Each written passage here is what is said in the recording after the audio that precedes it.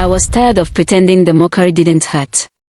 Every wedding I attended felt like a reminder that I was running out of time.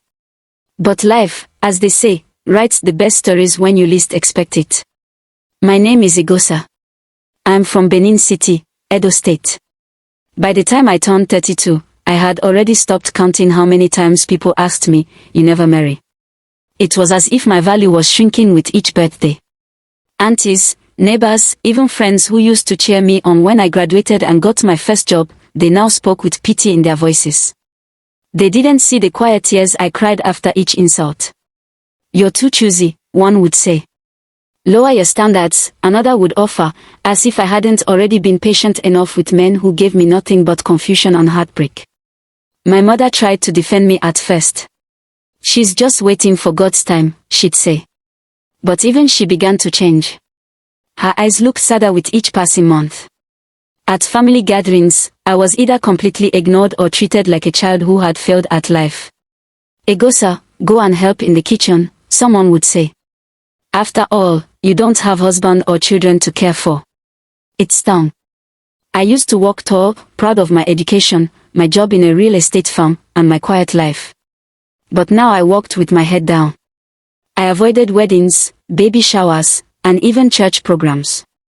The mockery was loud even when it was silent. People looked at me and whispered. I could feel it. And then, everything changed. It was one dusty Tuesday morning. I was already at the office, sipping lukewarm tea, when my boss called me in. "Egosa, we have a new client.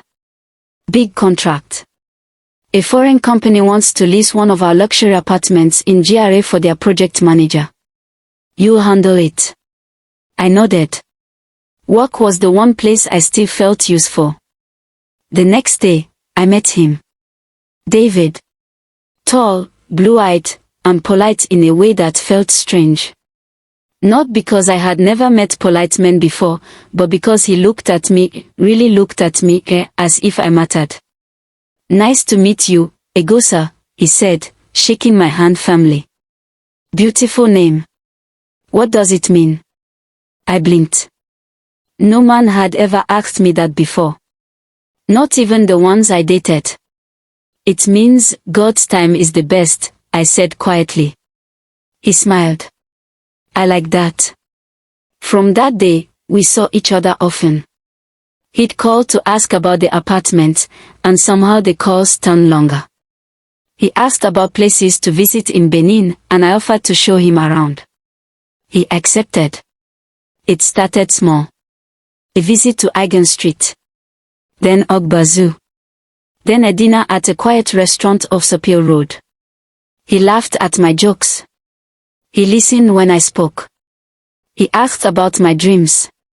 And for the first time in years, I felt seen. I felt like a woman again, not someone whose worth was tied to a ring on her finger. Of course, the whispers came back. "Who is that white man with her?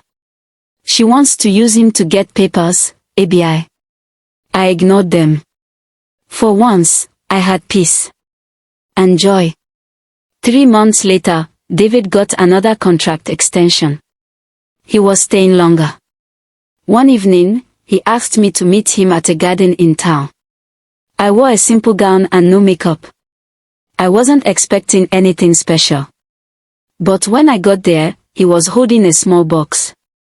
"Egosa," he said, nervous, his accent thick but soft, "I never believed in destiny until I met you. I know people say you're too old to find love, but I say they're wrong. You're the woman I prayed for. Will you marry me?" I couldn't speak. Tears flowed. This wasn't just a proposal.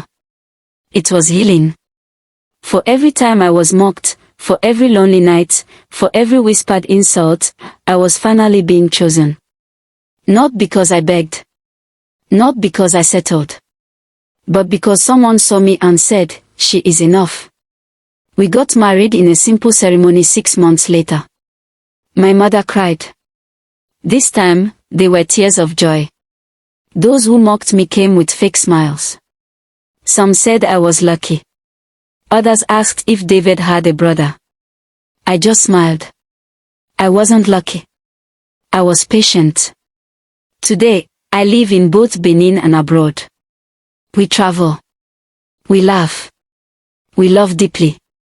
And sometimes, I look at the mirror and say to myself, God's time is truly the best. So, if you're reading this and you feel too old, too forgotten, too mocked, remember this. You're not too late. You're right on time.